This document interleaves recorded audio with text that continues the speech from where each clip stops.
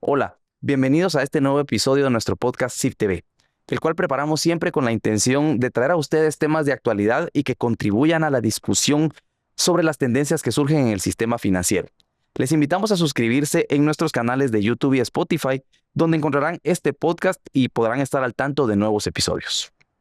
La transformación digital está redefiniendo el sector financiero tanto en Guatemala como en el resto del mundo.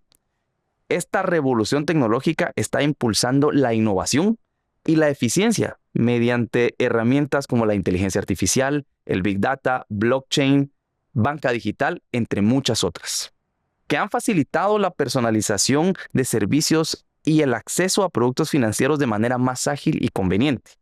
Sin embargo, este cambio también trae consigo importantes desafíos para los supervisores financieros, quienes enfrentamos la compleja tarea de regular nuevos actores y de mitigar riesgos asociados con ciberseguridad, privacidad de datos, lavado de dinero, que posiblemente antes no se tenían de esta forma, asegurando que la digitalización avance sin comprometer la estabilidad y confianza en el sistema financiero supervisado.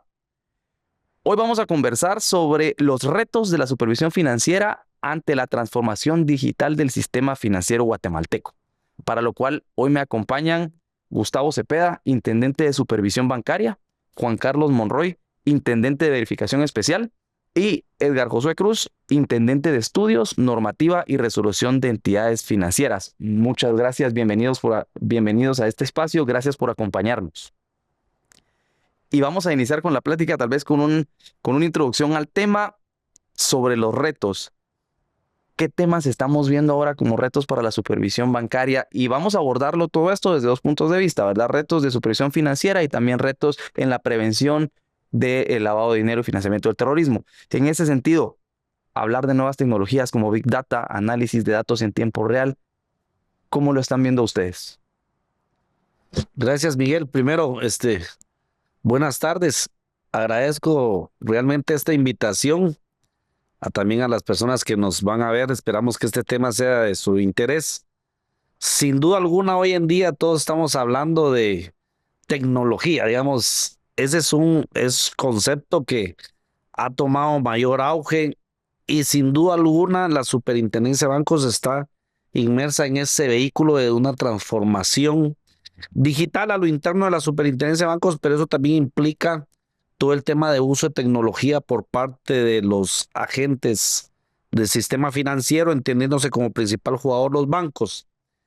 Obviamente, al existir un mayor uso de tecnología, pues obviamente esto se correlaciona con que también el supervisor haga uso eficientes de todas esas herramientas tecnológicas para hacer supervisión también aprovechándose de la tecnología. Por ejemplo, en el caso nuestro, que es la Intendencia de Supervisión, quiero recordar, digamos, que nosotros tenemos un marco integral de supervisión. Este marco lo desarrollamos por ahí en agosto del 2021, lo aprobamos, y lo que nos dictaba era 3 grandes complementos. Un complemento que es el más importante era el enfoque de supervisión. Otro componente es el proceso de supervisión. Y finalmente y por ello no el menos importante, era tener la calidad de la supervisión. Me voy a referir al enfoque de supervisión porque tú hacías una pregunta de cómo aprovechamos todo ese tema tecnológico. Nosotros estamos en un dinamismo recurrente derivado de que ahora las instituciones bancarias cada vez hacen uso de medios tecnológicos. Y obviamente al hacer uso de medios tecnológicos se exponen a diferentes riesgos. Uno de ellos, por ejemplo, hoy en día es el tema de la ciberseguridad. Entonces, nosotros constantemente estamos evaluando nuestro modelo y hoy en día le estamos apuntando mucho a la supervisión del riesgo tecnológico, principalmente el de ciberseguridad. Y ahí, pues, obviamente tenemos un andamiaje de herramientas que estamos empleando, ¿verdad, Miguel? Que eso abre otro frente de supervisión que posiblemente antes de tantos avances tecnológicos no tenías tan desarrollado. Obviamente, eso definitivamente. Tú acabas de tocar un tema bien importante. Por ejemplo, uno anteriormente hablaba del riesgo de liquidez y el riesgo de crédito, ¿verdad? De hecho, muchas de las crisis financieras que se dieron de manera internacional era por tema de riesgo de crédito, la subprime y todo lo que uno observó. Sin embargo, estos riesgos van mutando y hoy en día es el riesgo tecnológico y el riesgo operacional, riesgos a los cuales le estamos apuntando seriamente en la superintendencia de bancos, derivado de todo ese proceso de transformación digital. Hoy en día, por ejemplo, tú a través de tu teléfono tienes toda tu información. Tú puedes hacer pagos en los diferentes centros comerciales con tu teléfono. Imagínate toda la data, toda esa información que está ahí, que nosotros como supervisores bancarios la podemos aprovechar para ser más eficientes en los trabajos de supervisión. ¿Te puedes imaginar toda esa información que hoy manejamos en los dispositivos móviles? Sí. La gran cantidad de datos que hay te da más elementos para poder hacer supervisión, pero también plantea más retos de cómo aprovechar, cómo analizar grandes cantidades de datos que antes no eran de ese tamaño, ¿verdad? Que eso también es un reto que me imagino que se está viendo también ese mismo reto de mucho más datos desde el punto de vista de prevención de lavado. ¿Cómo lo ven ustedes en la IBE?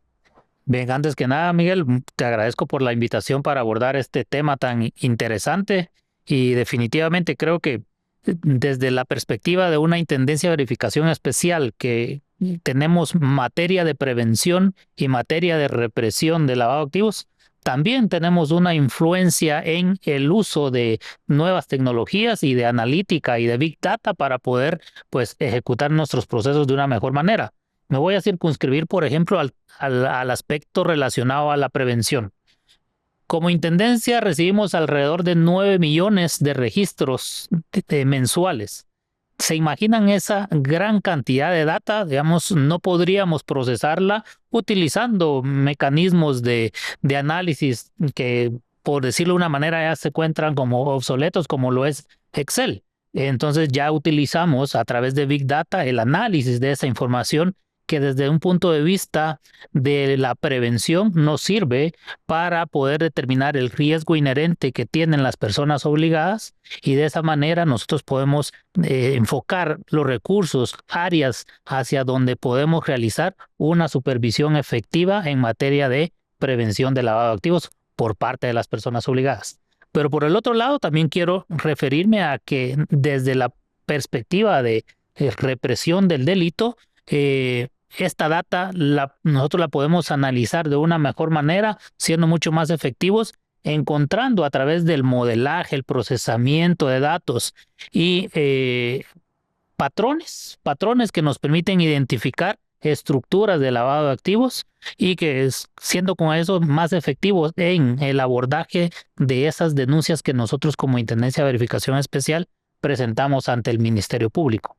Definitivamente hay un reto bastante alto también para poder medir esa efectividad de cómo nuestras personas obligadas están utilizando herramientas de Big Data para procesar y analizar esta información.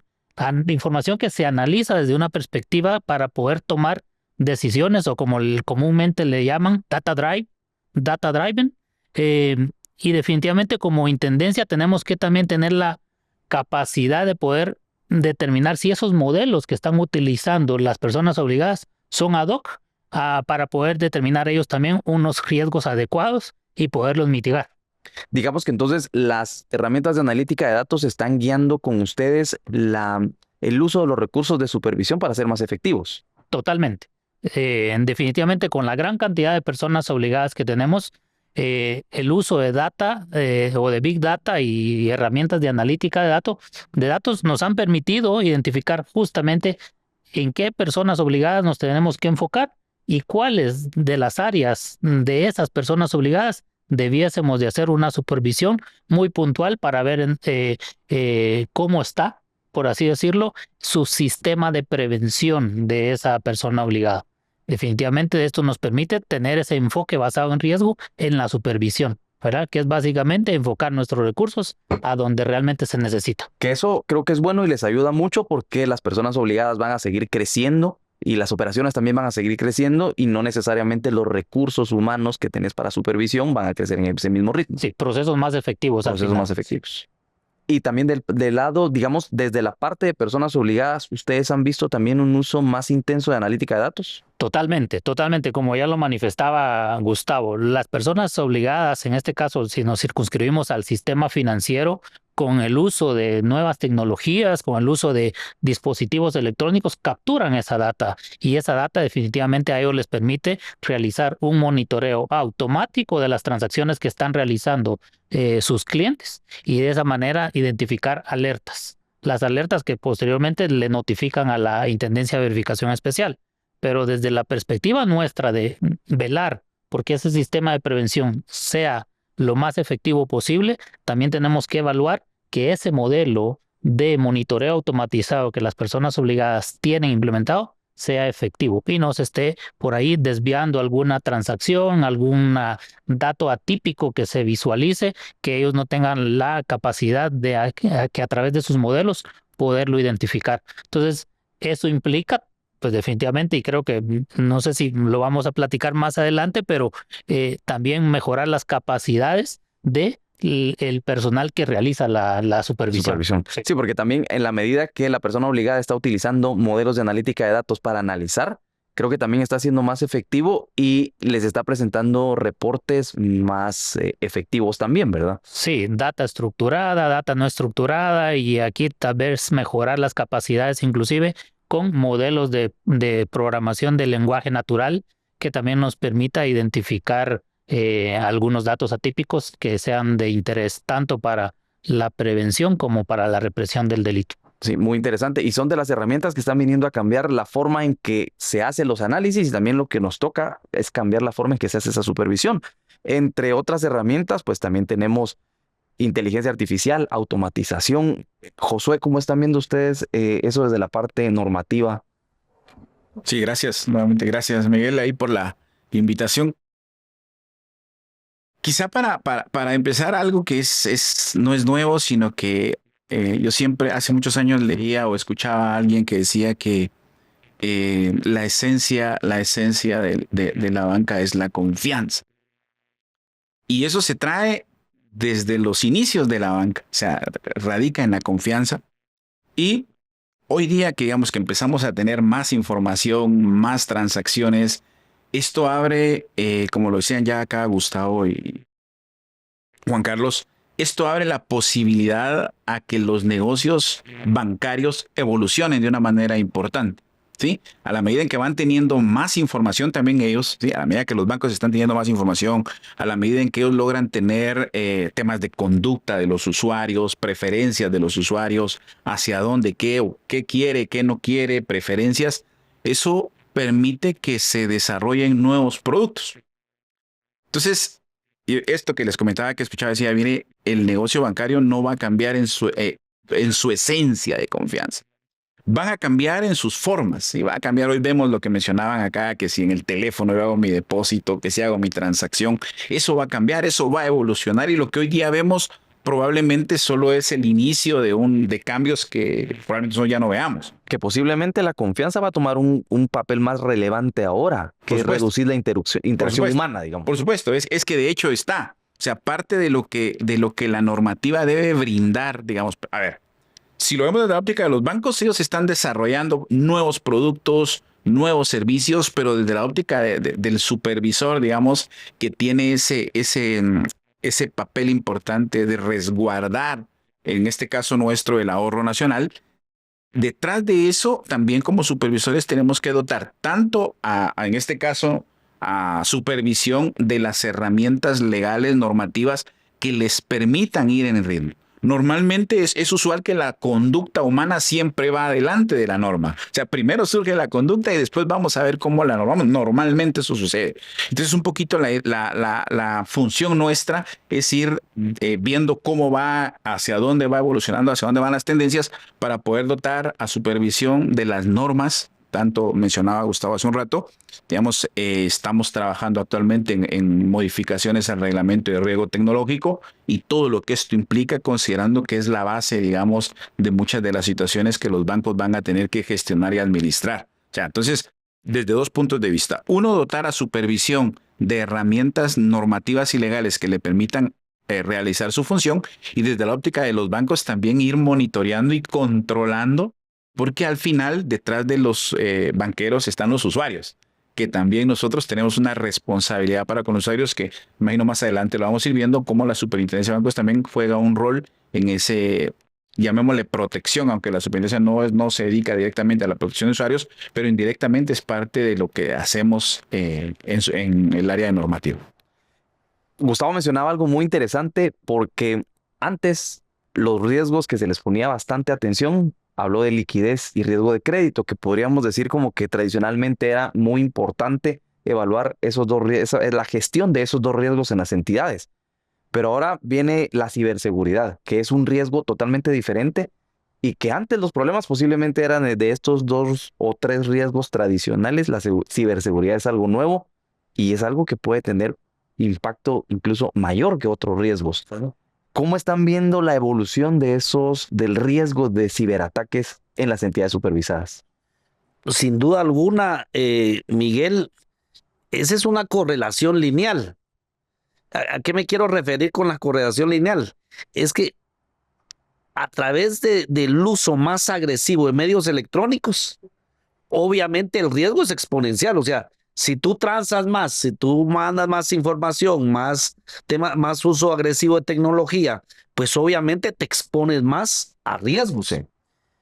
Vemos el tema de estafas que ha estado sucediendo. Imagínate todos esos temas de estafas. Hoy ves tú que tú estás dando o no, en algún momento, digamos, cierta información a ciertos tomadores, digamos, a estos ciberdelincuentes, que su día a día, las 24 horas del día, están ellos viendo cómo penetran.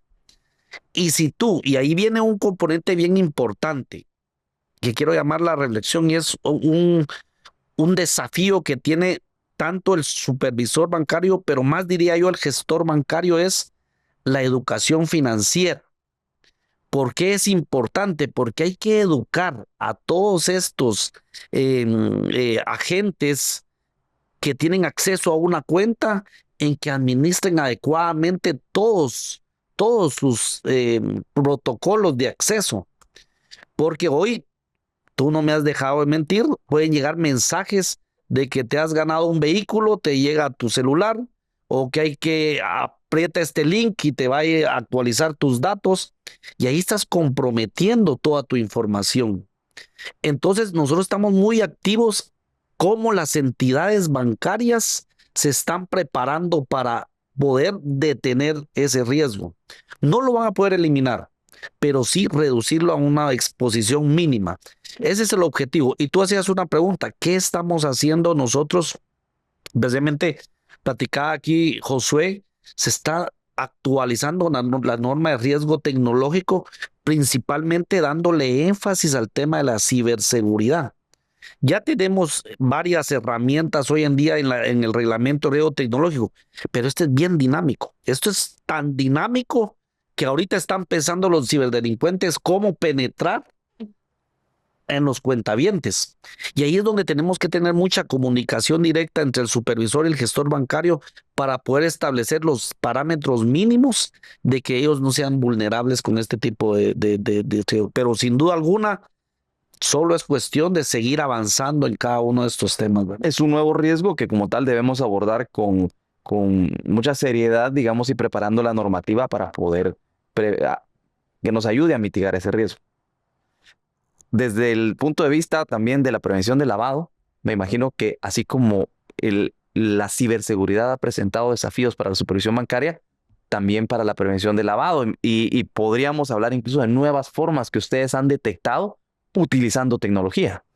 Totalmente, la verdad que vamos a ver estos cambios tecnológicos y esta disposición, digamos, de herramientas que tienen, vamos a ver, desde una perspectiva de eficientar procesos, es buena, pero también se utiliza con la otra cara de la moneda, del otro lado, totalmente. Entonces los ciberdelincuentes incluso están más preparados que muchos supervisores bancarios, o que muchos gestores bancarios propiamente. Y en efecto, nosotros hemos identificado situaciones en las que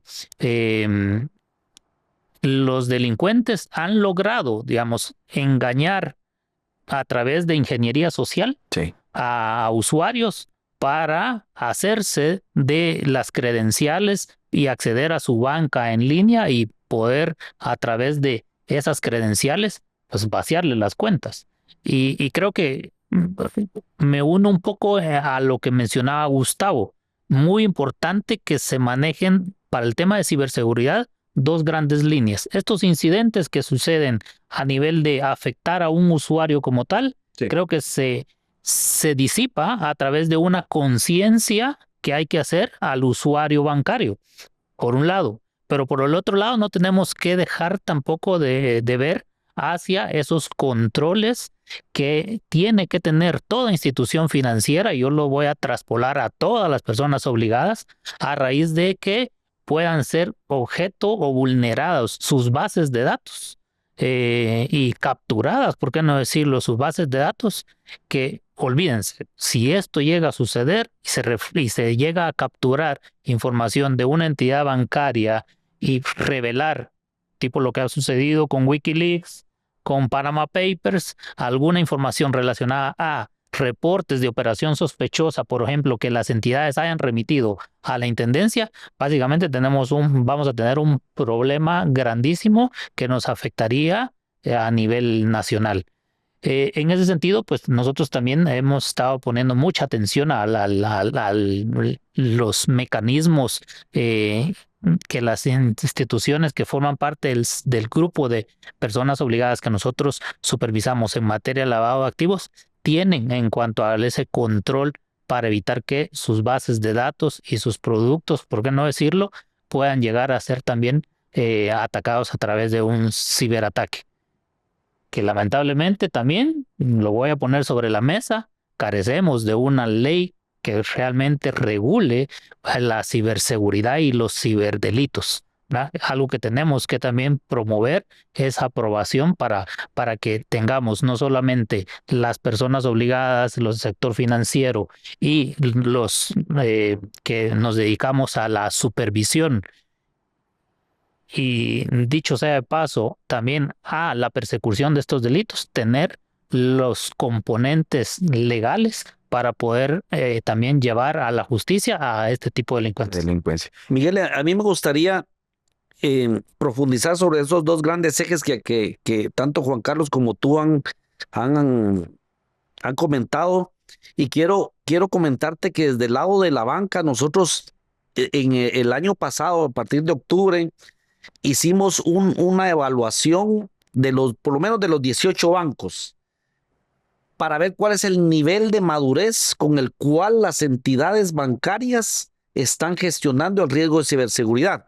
Fíjate que para eso emitimos un cuestionario de alrededor de 240 preguntas enfocadas en 6 grandes elementos, porque lo que queríamos nosotros conocer es qué tanto están profundizando las instituciones bancarias en la gestión de riesgos de ciberseguridad. Ese ejercicio lo terminamos nosotros en el mes de noviembre del año pasado, y ya tenemos un mapa de calor que nos permite establecer cuál es el nivel de madurez de cada una de esas entidades. ¿Qué tenemos como siguiente paso? Venir y focalizar a estas entidades que tienen un nivel de madurez bajo y medio para poderlas impulsar a que mejoren cada una de estas componentes, de los 7 componentes. Obviamente hay algunos priman más que otros, y la idea es ir preparando las entidades para que en el 2026, imagínate, parece mucho tiempo, pero obviamente todos estos pasos son bien complejos, sí, para hacer en el 2026 un ejercicio a nivel del sistema bancario de ciberseguridad. Es decir, queremos hacer nosotros a nivel de la banca un ejercicio de ciberseguridad, de cómo ellos están gestionando el mismo. Esto por el lado de la banca. Algo también importante que estamos trabajando del lado de los usuarios. Y Juan Carlos decía algo bien importante. Digamos, ahorita adolecemos de una ley de ciberseguridad, de un delito, ¿verdad? Ya hay proyectos de ley, tanto el de ley de ciberseguridad como el tema de protección de datos, que ya están en el Congreso, y ahí es donde la Superintendencia de Bancos también está participando activamente en promover. Recurrentemente tenemos citaciones del Congreso para poderles explicar, digamos, la necesidad de contar con estas herramientas que son importantes, porque si no nos quedemos, si no tenemos estas dos normas, no quiere decir que no hagamos nada. Sí podemos promover, Sí. pero nuestro fin último es atacar. Y una vez no haya algo coercitivo, pues obviamente cuesta arriba. Yo creo que otra ley bien importante, y no sé si lo vamos a abordar más adelante, el tema de la protección de datos. Porque hoy en día, Miguel, estamos hablando ya de Open Banking, Open Finance. O sea, estás hablando de un mundo mucho más grande. Donde los datos toman más relevancia. Vemos ahora que hay muchos esfuerzos de protección de datos y de cara al Open Banking y otros usos que pueda tener en los datos. ¿Cómo estamos en ese sentido en la normativa guatemalteca, Josué? Sí, definitivamente que en este tema el manejo de datos cobra una importancia muy especial. Digamos, en Guatemala, ya lo mencionaba Gustavo, en el Congreso de la República hay 2 iniciativas de protección de datos. 2 iniciativas. Digamos, en una de ellas, la Superintendencia de Bancos participó y dio algunos comentarios, algunas sugerencias que permiten, digamos, enfocar lo que la ley requiere a los requerimientos, digamos, de lo que es la operacional. No podemos hablar de Open Banking o lo que querramos si no tenemos primero ese andamiaje jurídico. Y ahí hay algunas leyes, como la ley la que mencionaba Gustavo, la ley de ciberseguridad, la ley de protección de datos, que van a servir de base para que todas estos nuevos actores que hay o que quieren o que pretenden incursionar en todas las transacciones que veíamos y servicios financieros que se están propiciando, no podemos arrancar un desarrollo de Open Banking si no tenemos la base legal, si no tenemos esa norma que nos permita la protección de la información. Eso es importante para el desarrollo de cualquier sistema que nosotros querramos ir de Open Banking, porque hay varias diversas formas de hacerlo. Va a depender como país qué querramos hacer, hacia dónde querramos empujarlo, pero con independencia del modelo que sigamos, sí, es necesaria la protección de datos. Entonces, digamos, como Superintendencia de Bancos es un tema eminentemente de Congreso, pero sí hemos tenido una participación por parte del Departamento de Normativa de dar puntos de vista, revisiones a uno de los 2 proyectos de ley que está en el Congreso. Porque el Open Banking te abre la puerta para nuevos actores que no estaban antes en el sistema financiero, por ejemplo, como FinTech. Definitivamente en Guatemala hay un movimiento importante de FinTech, ¿no? Y digamos que de una manera incipiente, yo decía en un inicio, las conductas humanas van antes que la norma. Sí. Y de una manera incipiente, cuando uno mira las mismas transacciones que uno a veces realiza, y uno debería cuestionar y decir, ¿será que detrás de esto ya no hay un tema ahí de un servicio distinto? ¿Será que no hay algo? Oficialmente no se ve eso, pero digamos, cuando uno ve las transacciones y la forma como se están realizando, le va dando a uno que por ahí esto ya no lo detiene nadie. El tema de nuevos usuarios no lo detiene nadie. ¿Por qué? Porque los bancos y las entidades financieras deben adaptarse a las necesidades y a los requerimientos de sus clientes. Entonces, digamos que eso es algo que no lo vamos a poder detener. Entonces, como no lo vamos a poder detener, tenemos que nosotros fundar, digamos, los elementos legales normativos que permitan que esa actividad se desarrolle, porque tampoco la podemos detener, que se desarrolle de una manera segura, manteniendo lo que yo decía al inicio, la confianza. Nosotros tenemos que velar porque el sistema financiero esté confiable. Lo decías en su momento, confiable incluso de sus datos. O sea, que las transacciones que realice, ¿sí? sean transacciones en las que el usuario no se pueda ver afectado, ¿sí? Eso es muy importante. Y acaba de comentar Josué, ¿verdad? Las entidades bancarias están apostando mucho a mejorar la experiencia del cliente con la banca. Entonces, por ejemplo, hoy en día, digamos, ya las nuevas generaciones quieren tener todo en la palma de la mano. Y entonces ahí es donde cabalmente lo que tú acabas de comentar, surgen las fintech. Todas estas servicios tercerizados que lo que buscan es mejorar la experiencia del cliente con el banco. Y que tienen a veces más experiencia en eso que el mismo banco, que la banca tradicional en llegarle al usuario. Efectivamente. Y entonces ahí es donde viene otro componente bien importante. Cuando tú hablas de experiencia y expertise, estamos hablando de otro concepto que viene aunado al tema de tecnología y es la tercerización. Hoy en día vemos que hay muchos servicios que las instituciones bancarias tercerizan.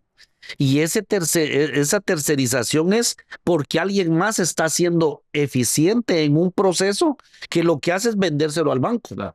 Y entonces eso que impacta a nosotros en materia de supervisión es de que ya no solo vemos el banco, sino comenzamos a ver a otros actores, que es la tercerización. Y entonces esta nueva norma que estamos trabajando conjuntamente con el área de Josué es el tema de profundizar en la parte de tercerización de servicios tecnológicos. Hoy hay quienes se quieren montar en la nube, ¿verdad? Servicios en la nube, transacciones o monitoreo de transacciones sospechosas en la nube, tanta información que anda en el ambiente que lo que nos toca es aprender a convivir con estos jugadores que vinieron para quedarse. Definitivamente, no nos podemos aislar de ello. Y me ¿verdad? imagino que también en el ecosistema de prevención de lavado, las personas obligadas, tenemos nuevos actores que vinieron con esta ola de nueva tecnología. Totalmente. Y hay un actor clave, digamos, que me voy a atrever a mencionarlo acá. Los exchange, con los que transan los criptoactivos, los proveedores de servicios de activos virtuales, ¿verdad? Que regularmente se constituyen como fintech, prestando algún servicio financiero, pero muchos de ellos también se circunscriben a, más allá de ser una pasarela de pagos, a también poder transar con criptomonedas. Para nosotros, digamos, es un tema prioritario que tenemos en la Intendencia de Verificación Especial de regular y hacer que los proveedores de servicios de activos virtuales sean personas obligadas, porque nos va a permitir a nosotros tener esa visibilidad completa de dinero fiat y el dinero que posteriormente a través de transferencias se canaliza a un exchange y se convierte en una criptomoneda, independientemente de el nombre que le quieran dar. Pero sí, también es un reto bastante fuerte que tenemos a raíz de estos nuevos actores. Y estos actores que mencionaba Gustavo, que también figuran como prestando servicios al giro bancario, también para nosotros es muy importante tenerlos en el radar, porque ya no se convierte solamente un banco en persona obligada, sino que también estas operaciones que se están tercerizando, no tenemos visibilidad de eso. Por eso es muy importante también que estos actores sean considerados como sujetos obligados o personas obligadas en el marco de prevención del lavado de activos. Claro, y estamos ante nuevos riesgos, nuevos actores. Se está configurando algo diferente en el sistema financiero, lo cual hace, como hablábamos al inicio, muy importante la educación financiera. Y la educación financiera ahora también tendrá que abarcar temas digitales, ¿verdad? Para que ya no es solo finanzas personales, un presupuesto, aprendamos a ahorrar, veamos cómo es un seguro, sino también protejamos nuestros datos. Eso es muy importante, esas iniciativas. ¿Cómo lo han visto ustedes, Gustavo? No, definitivamente yo creo que es el primer frente de entrada. Básicamente la educación financiera, allí es donde también nosotros dentro del modelo de supervisión también vemos cómo las entidades dentro de su presupuesto están asignando recursos para la educación financiera. La Superintendencia de Bancos de hecho hace el esfuerzo como regulador, como supervisor bancario en realizar educación financiera y tenemos una serie de spots que manejamos hoy en Superintendencia de Bancos que lo que apuntan es hacer una prevención al principal usuario de los servicios bancarios. Una vez eduquemos la principal fuerza de entrada, pues obviamente el siguiente paso es irnos con los bancos. Pero tú acabas de comentar un evento muy importante, digamos, es el tema de la educación financiera es factor fundamental para que sea el primer bloque de contención ante cualquier riesgo cibernético. Claro, porque al final el usuario debemos ser siempre la primera línea de defensa en este esfuerzo, ¿verdad? Sin duda alguna. Eso Sí, es. pero digamos, en esa línea, la Superintendencia de Bancos sí ha trabajado fuertemente en, digamos, lo que mencionaba Gustavo, educación que permita, hay campañas, mire, no deje que lo estafen, cómo proteger sus datos, cómo proteger transacciones en línea, O sea, la Superintendencia de Bancos sí, digamos, ha hecho una labor bien importante por medio de todos los canales, por canales digitales, sí, y también un poquito en lo tradicional, porque tenemos una población, digamos, que también se llega por ese medio, pero sí, encaminados a eso, cómo irle enseñando a la gente, y más que enseñando, haciendo conciencia en las personas, en los usuarios, de la responsabilidad que también ellos tienen en la gestión de sus contraseñas, en la gestión de cómo ellos administran su cuenta y cómo su cuenta también pudiese en algún momento ser utilizada de una manera delictiva o fraudulenta. O sea, digamos, a veces pasan esas cosas. Entonces, la Superintendencia de Bancos en esa línea sí ha trabajado también la Asociación Bancaria, conjuntamente con la Superintendencia de Bancos y algunos otros entes, digamos, sí están en un proceso, porque a la medida en que el usuario, ¿sí?, se va educando, eso va a ir disminuyendo la posibilidad de que sean estafados. Y a la medida en que ellos van a dejar de ser estafados, también las entidades bancarias van a tener un poquito de menos problema con los cuales lidiar, ¿no? Claro, la estafa es algo que Sí. nadie quiere lidiar con ella, tanto el usuario como también la entidad bancaria. Y el problema es que tenemos grupos más vulnerables que otros, ¿verdad? En el tema tecnológico, tenemos algunos grupos poblacionales, a veces por edad, que no son tan propensos a utilizar tecnología, que han sido más vulnerables en este tema de las estafas. Algo que me gustaría también comentar y que puede ser de interés de la audiencia, Miguel, es de que precisamente a través del departamento de Josué se emitió el reglamento de canales electrónicos, seguridad en canal, que precisamente la primera fase entra en vigencia el próximo mes de febrero. Entonces, ese es importante porque obliga a las instituciones bancarias a crear un ecosistema que permita blindar el primer enfoque de entrada para los ciberdelincuentes. Ese es importante. Otro componente también importante que trajo la ley de tarjeta de crédito es que también hay una inversión financiera en educación, no solo para el tema de tarjeta de crédito, que obviamente es un canal importante. Después de la pandemia, el uso agresivo de los medios de pago por medio de tarjeta de crédito fue exorbitante, digamos. Pero entonces también esa ley trae como un complemento el tema de educación financiera. Entonces yo creo que estamos convencidos como país, y el supervisor bancario no es la excepción, en el sentido de que la educación financiera es un elemento primordial al cual estamos atacando, pero desde los dos frentes, reitero, ¿verdad? Nuevamente. Entonces creo que es importante tener en cuenta lo que se nos viene ahorita en febrero, porque en materia de supervisión, pues la obligación es velar porque esa norma se cumpla. Claro. En las dos grandes etapas, y la mayor responsabilidad está ahorita en febrero, ¿verdad? Sí, tal vez un poquito en línea con lo que menciona Gustavo, este reglamento para canales electrónicos también tiene un componente de que obliga de alguna manera al gobierno corporativo de cada una de las entidades a, primero, proveer plata. Y segundo, también a partir de la implementación, más o menos 6 meses, va y requiere que las entidades tengan unidades o tengan equipos que se encarguen de darle seguimiento a ese tipo de operaciones. O sea, ya no es un tema solo habladito de hay que hacer, sino que ya la norma les obliga a que tienen que tener unidades y equipos especializados en estar dando seguimiento a este atender tipo de esos casos. Exactamente. Tanto desde la óptica de la queja, porque también obliga a que tengan una unidad que reciba, digamos, las quejas de los usuarios, pero desde la óptica también de transacciones, de que las transacciones sean seguras. Al final volvemos al tema de la seguridad, ¿va? Que las transacciones que se realicen sean seguras y que los usuarios no tengan inconveniente al momento de realizarlas. O sea, ya es un tema que está en la norma, y tal y como lo decía Gustavo, de aquí en adelante lo que toca es irle dando seguimiento y el acompañamiento para que las entidades cumplan con lo que ahí está establecido. Claro, con todo esto que se viene, que estamos hablando de nuevos actores, de nuevos riesgos, incluso marcos normativos que adecuados para esta era, hablemos ahora un poco del futuro y de los retos que enfrentamos, ¿verdad? Tanto desde el punto de vista de la supervisión, también como desde el punto de vista del sistema financiero, personas obligadas. ¿Cómo ven la perspectiva futura de este tema? Veamos, me voy a enfocar a un reto que tenemos no solamente como ente supervisor, sino que también tienen las personas obligadas. Y me quiero referir a la capacidad y el conocimiento que debe de tener ese personal que tendrá como parte de sus funciones identificar en nuestro caso,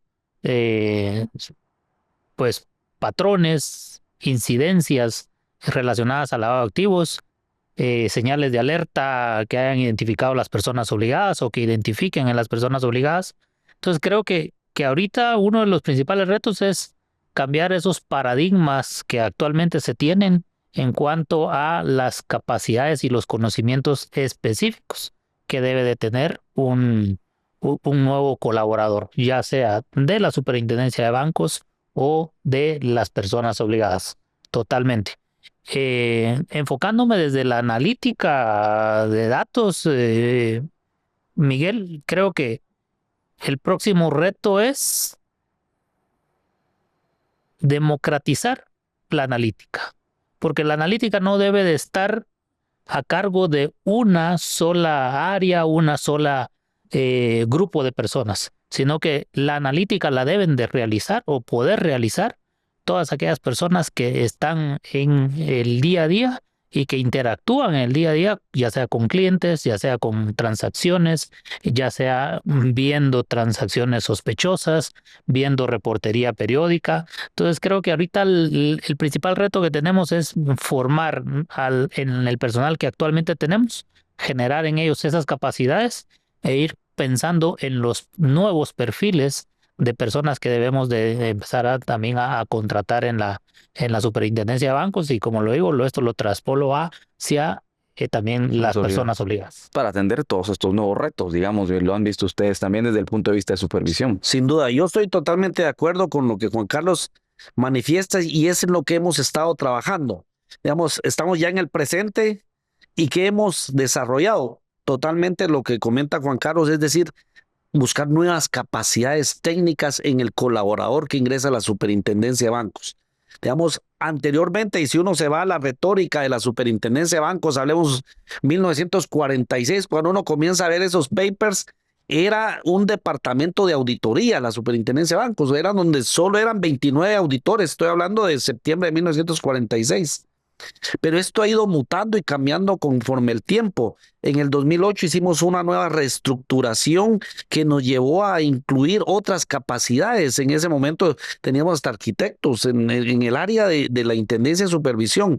Y ahora ya estamos, digamos, en este 2021 que comenzamos a modificar nuestro enfoque de supervisión, hemos incorporado nuevas capacidades. Ahora estamos hablando de ingenieros en sistemas, de ingenieros en data analytics, data science, en donde si ahora tú ves el componente de la intendencia, estamos hablando que un 60% son contadores públicos y auditores y el resto son otras capacidades como las que bien comenta Juan Carlos. Ahora bien, algo que es importante y que me gustaría hacer énfasis es de que el modelo de supervisión se mantiene, es decir, un modelo de supervisión enfocada en riesgos. Eso se mantiene como el plus de la Superintendencia de Bancos. Esto es nuestro marco integrado de supervisión. Pero lo que sí cambia son las herramientas de supervisión. Y ahí es donde entra a colación todo lo que hoy en las corrientes internacionales le llaman SupTech, que no es más que herramientas de supervisión basadas en tecnología. Y ahí comenzamos a ver varias herramientas. La inteligencia artificial generativa, que es, digamos, como la fase 2 de la inteligencia artificial, porque esa estaba leyendo algunos papers.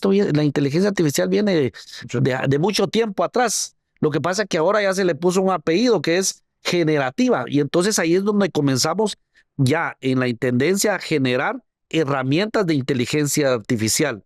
Lo que bien comentaba Juan Carlos, data analytics, data science, todo lo que es basarnos en inteligencia artificial. Pero ¿qué tiene como fin último esto? Yo creo que hemos coincidido en que es eficientizar los procesos de supervisión basado en los datos que hoy se obtienen. Es decir, hoy tenemos, por ejemplo, acaba de ya incorporarse el nuevo SIVAC, que es el Sistema de Información de Riesgo Crediticio, que obviamente trae una serie de información que lo que nos interesa a nosotros es desarrollar herramientas predictivas con base en la información que nos remiten las entidades. Ahora, ¿qué nos hemos encontrado aquí? Cuando ya tú comienzas a hacer supervisión con base en datos, es que a veces falta calidad de los datos. Si tú tienes mala calidad en los datos, difícilmente puedes hacer una supervisión efectiva. Entonces, lo que tenemos que hacer es buscar patrones predictivos que nos permitan a nosotros establecer primero desviaciones y a partir de ahí hacer herramientas prospectivas y detectivas para poder ser eficientes y que nuestros equipos de supervisores lleguen específicamente al área que necesitamos gatillar. Eso es lo que ya estamos haciendo. Obviamente eso no es de la noche a la mañana. Necesitamos un periodo de acompañamiento. ¿Y qué quisiéramos hacia el futuro? Que también lo tenemos planteado dentro de nuestra hoja de ruta, es venir y pegarnos directamente a las bases de datos de las instituciones bancarias, y ahí se unen dos grandes componentes que en materia de supervisión la llamamos SupTech, que son herramientas de supervisión, pero del lado del gestor bancario están las RegTech, que son herramientas de tecnología para cumplir con el supervisor. Cuando SupTech y RegTech se unen, básicamente lo que hacemos es una supervisión asociativa en base a los datos. Entonces, ese camino es el que debemos de ir recorriendo, pero tenemos una hoja de ruta planteada que lo que se necesita es sensibilizar al gestor bancario de la importancia de tener acceso directo a las bases de datos de cada institución. Imagínate a dónde queremos llegar, pero obviamente hay un camino y un trecho que debemos de recorrer. Así es de que yo creo que todos estamos muy comprometidos con uno de los pilares fundamentales que impulsó la Superintendencia de Bancos en esta nueva administración, que es transformación digital. Y a eso es lo que le hemos apostado todos dentro de las áreas de nuestra competencia. Definitivamente que, a ver, un poquito en línea de lo que decía Gustavo para ir cerrando esta parte, la transformación digital no debe ser solo teoría. O sea, detrás de la transformación digital debe haber una serie de pasos que permitan al final, por decirlo de una manera coloquial, desarrollar los entregables que van a surgir de esa transformación digital, pero que sean entregables que el usuario pueda percibir que realmente hay un cambio. O sea, digamos, temas desde... Y ahorita que platicaban, un poquito regresando, decía, bueno, toda esta la tecnología, y yo me ponía a pensar, ¿hace cuánto que yo no giro un cheque, por ejemplo? O sea, ¿hace cuánto que no? Y probablemente algunos de los jóvenes probablemente no han tenido una chequera, ¿sí? Entonces, temas como esos, pero digamos, hoy día yo me siento como usuario, me siento cómodo haciendo una transacción electrónica. Así. Y eso es que todavía esas van a evolucionar más. Entonces, un poco en esa línea, ¿no? La transformación digital requiere eso. Requiere la pensada de todas las herramientas y de los productos, desde la óptica de los bancos, también si lo vemos, de los productos que va a proporcionar el usuario para satisfacer sus nuevas necesidades, sus nuevos requerimientos, desde la óptica del supervisor, ¿sí? Ver que dentro de esa supervisión basada en riesgos, las entidades no estén corriendo más riesgos de los necesarios. Desde la óptica nuestra, en el área de normativa, proveer las herramientas legales, ¿sí?, que permitan que todo eso se desarrolle de una manera ordenada y que el fin sea un producto para los usuarios en el que los usuarios se sientan cómodos de lo que están recibiendo, ¿no? Con seguridad. Volviendo al tema original, la confianza, ¿va? Exactamente, que eso debe permanecer en el tiempo y ahora es mucho más importante. Miren, ha sido muy interesante la plática y yo rescato, quiero hacer hincapié en dos temas que me parecen muy importantes. El primero, con todo esto, es muy emocionante ver todos los productos que van a venir como productos nuevos y que ahora viene en mayor medida centrado en el usuario. Es decir, las entidades bancarias están esforzándose para hacer productos que cumplan con las necesidades del usuario, centrados en el usuario para que sean más atractivos. O sea, creo que todo lo que hemos visto viene mucho más y el futuro cada vez está más cerca. Creo que no vamos a tener que esperar tanto para ver eso. Y otra cosa que rescato muy interesante es que como Superintendencia de Bancos hemos hecho y estamos haciendo esfuerzos importantes también para abordar este reto preparados. Porque así como se van a desarrollar los productos, tenemos que desarrollar los perfiles, desarrollar nuestras herramientas para abordar estos retos que se vienen en el sistema financiero, que por ende serán retos para nosotros como supervisores. Así que Definitivamente. les agradezco mucho venir con nosotros a compartir sus puntos de vista, su experiencia y sobre todo esta visión de futuro. No me queda más que agradecerles por su tiempo y por compartir con nosotros. Muchas gracias. Gracias, Miguel. Gracias, Miguel. Gracias. Y pues a nuestra audiencia les agradecemos mucho y los invitamos a estar pendiente de nuestros nuevos episodios y la información que publicamos, tanto institucional como de educación financiera, en nuestras redes sociales, de las cuales dejaremos los vínculos en este video. Muchas gracias.